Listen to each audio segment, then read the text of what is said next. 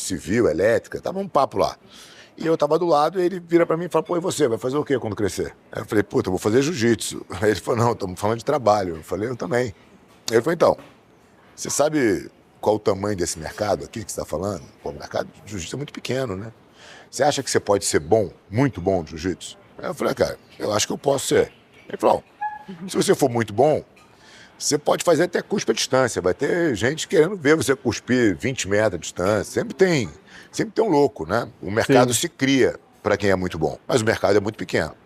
Então, o teu primeiro compromisso para querer viver de jiu-jitsu é ter essa convicção de que você vai ser muito bom.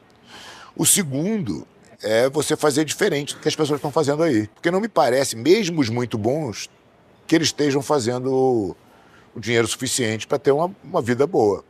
Mas, se é isso que você quer fazer, pô, mete ficha. Eu meio que cresci com essas duas coisas na minha cabeça, né, cara? Primeiro, que eu tinha que ser muito bom. E segundo, que eu tinha que olhar para fazer diferente, que eu tinha que criar um mercado que meio que não existia. Eu fui sempre olhando para as pessoas que estavam na minha frente 5 anos, 10 anos, em termos de graduação, né? Então, eu era faixa azul nessa época, e eu olhava e falava, pô, o que os faixa preta mais brabo estão fazendo? E aí eu via que eu fui chegando perto e essas mesmas pessoas, a maioria não estava mais no jiu-jitsu. Eu falei, opa, tem algum alarme aqui que eu tenho que acionar, porque essas pessoas não estão conseguindo ficar no jiu-jitsu porque o jiu-jitsu não está dando dinheiro. Não está dando dinheiro. E eu via quem conseguia ficar no jiu-jitsu era a família Gracie. E a família Gracie tinha um sistema de aula particular, toda uma organização na academia que permitia que eles permanecessem. Eu falei, cara, então acho que a aula particular é o primeiro caminho aqui que eu tenho que me dedicar para poder me manter, né? Porque é um ticket muito mais alto, se eu tiver 10, 15 alunos de aula particular, já consigo me manter bem e tal. Eu comecei, então, a desenvolver minha carteira de alunos particulares, mas eu era muito novo, né? E eu fui entendendo que a aula particular, ela requer mais do que jiu-jitsu, né? Porque, cara, é 1 a 1 ali, é uma convivência. Então, você tem que elevar o teu nível sociocultural, se você quiser dar aula particular para as pessoas que têm condição de te pagar. Então isso começou a ser também uma preocupação. Falei, como é que eu me desenvolvo culturalmente, né? Como é que eu posso ser uma pessoa mais informada e tal? Isso sempre foi permeando aí a minha trajetória. Mas eu meio que consegui criar um modelo que a minha academia, cara, eu tinha aluno particular o quanto eu quisesse. Então o primeiro ponto para eu me estabelecer, falar, cara, eu consigo brigar no mesmo nível que quem está estabelecido no jiu-jitsu consegue fazer, foi a primeira segurança. Depois eu falei, bom, mas tá, e quando eu estiver cansado de dar aula particular? E quando eu... Porque é um... tem um teto ali, né? E você vira um humorista, né? Tem um limite. É meio que... 15 alunos já é coisa pra caramba. 15 alunos. Eu dava 12 aulas por dia, né? Nossa, então eu falei, quanto tempo eu vou conseguir dar 12 aulas por dia, ser atleta, competir? Eu fazia tudo junto, não tinha esse... Não tinha essa, sou atleta, agora eu vou dormir, vou recuperar. Eu treinava 2, 3 períodos por dia, dava as aulas que tinha que dar, acordava cedo. E assim que foi. Até uma hora que eu comecei a perceber que, falei, cara, eu olhando pra frente aqui 5, 10 anos, eu vou precisar fazer outras transições. Só essa de atleta para professor, que era a mais óbvia, não vai resolver temporariamente. Mas quando você estava fazendo as aulas particulares, você já era faixa preta?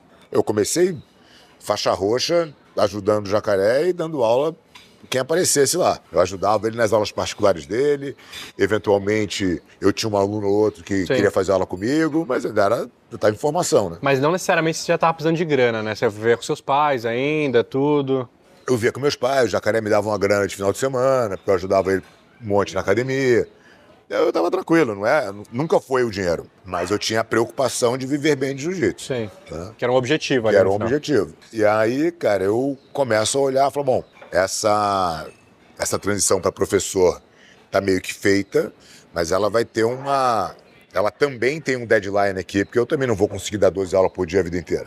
E nem quero. Qual é a próxima transição? O que eu preciso aprender, né, para fazer a próxima transição? Eu falei, eu preciso saber gerir a academia.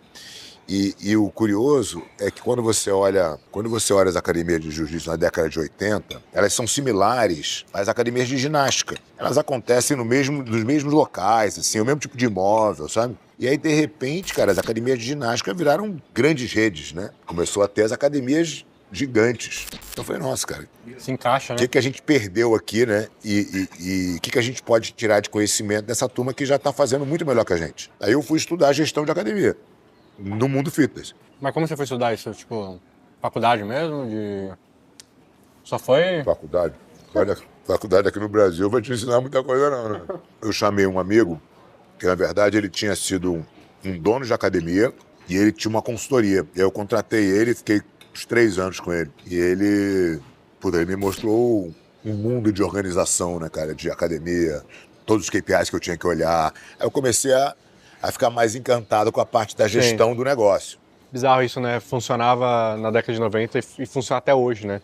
Você contratar uma consultoria especializada para te ajudar. Caramba, mestre, então o negócio já nasce com você com uma cabeça de querer fazer o negócio funcionar de forma estruturada mesmo, organizada. Sim. Uma mente mais Sim. empreendedora mesmo. É. Até antes de avançar um pouco mais na história, cara, por que você acha que você teve essa cabeça tão novo? Porque, cara, não é muito normal. Não é comum, É, um garoto de 19, 21 anos, colocar um objetivo na cabeça tão cedo de um sonho de vida e esquematizar tão bem para executar isso. A questão de querer de ser muito novo, cara, foi o que eu me encantei. Eu amo jiu-jitsu, é o que eu conseguia ver como aquilo fazia bem às pessoas, aquilo me fazia muito bem. Eu falei, cara, isso aqui eu quero fazer.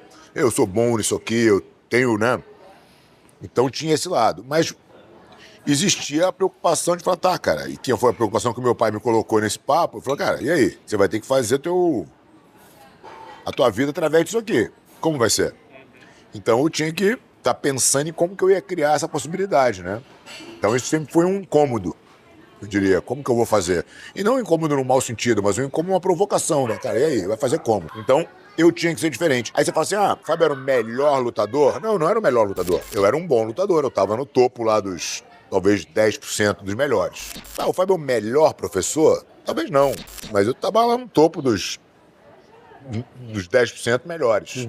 Não, o Fábio é o melhor empreendedor? Não, mas dentro do jiu-jitsu eu tô lá no... Mas aí quando você junta tudo, você vira uma peça única, né? Porque às vezes o cara que é tão bom quanto você na gestão, puta, não teve o sucesso que você teve como atleta. Então já bota ele em outra prateleira. E aí eu acho que eu fui construindo a minha trajetória para eu me tornar essa peça única. Eu não sei se melhor. Eu tenho todas as fases feitas.